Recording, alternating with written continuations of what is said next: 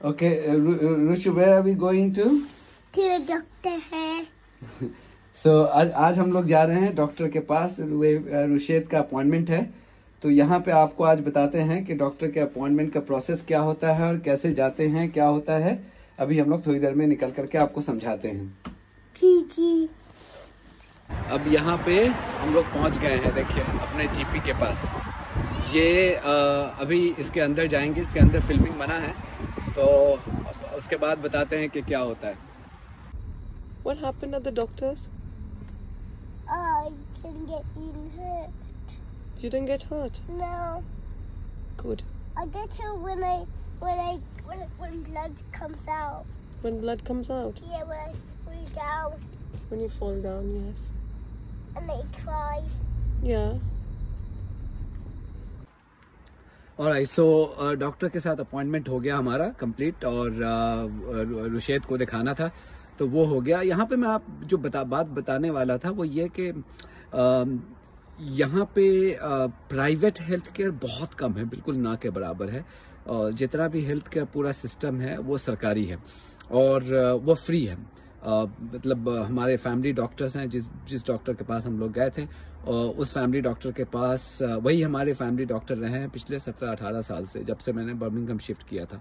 और उसके पास आपके तमाम रिकॉर्ड्स होते हैं, मतलब आपने कब एक्सरे करवाया, कब आपको रेफ़र किया गया दूसरे हेल्थ के चेकअप के लिए, या फिर किसी किस्म की सर्जरी के लिए, वो तमाम रिकॉर्ड्स उसके पास मौजूद है। वो सिर्फ आपका नाम और आपका डेट ऑफ बर्थ लेगा और तमाम पूरी हिस्ट्री निकल करके चली आएगी।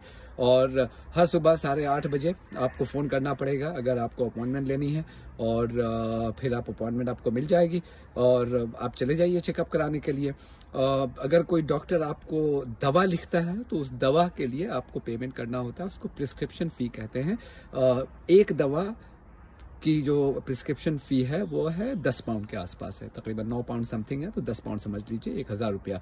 लेकिन अगर उस दवा की कीमत भले ही 1 करोड़ रुपया क्यों ना हो, या 1 लाख रुपया क्यों ना हो, या 2 रुपया क्यों ना हो, आपको 10 पाउंड ही देना पड़ेगा, उससे ना कम ना ज़्यादा, भले ही उस दवा की कीमत जितनी भी हो।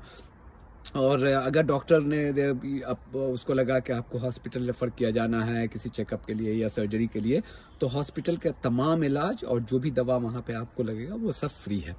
और बच्चों के मामले में तो प्रिस्क्रिप्शन चार्ज भी नहीं लगता है। बच्चे जो है 17 साल की उम्र तक, उनके लिए तमाम चीज़ें फ्री हैं यहाँ पे।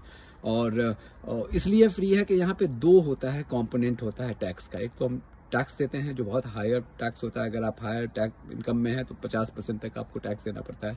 और प्लस एक दूसरा टैक्स एलिमेंट है नेशनल इंश्योरेंस, जिसको हम लोग कहते हैं, और वो इन्हीं सब चीज़ों के लिए है जो आपका हेल्थ केयर सिस्टम जो आपका है वो फ्री, उसको आप अवेल कर सकते हैं। और यहाँ का जो NHS है, नेशनल हेल्थ ट्रस्ट जिसको हम कहते हैं, वो पूरा इंडियंस ने संभाल रखा है। जितने भी डॉक्टर्स आप देखेंगे, मेजॉरिटी आपको डॉक्टर्स अपने इंडिया वाले मिल जाएंगे, उन्होंने ही संभाल रखा है। अगर वो यहाँ से चले गए तो बिल्कुल कोलैप्स हो जाएगा।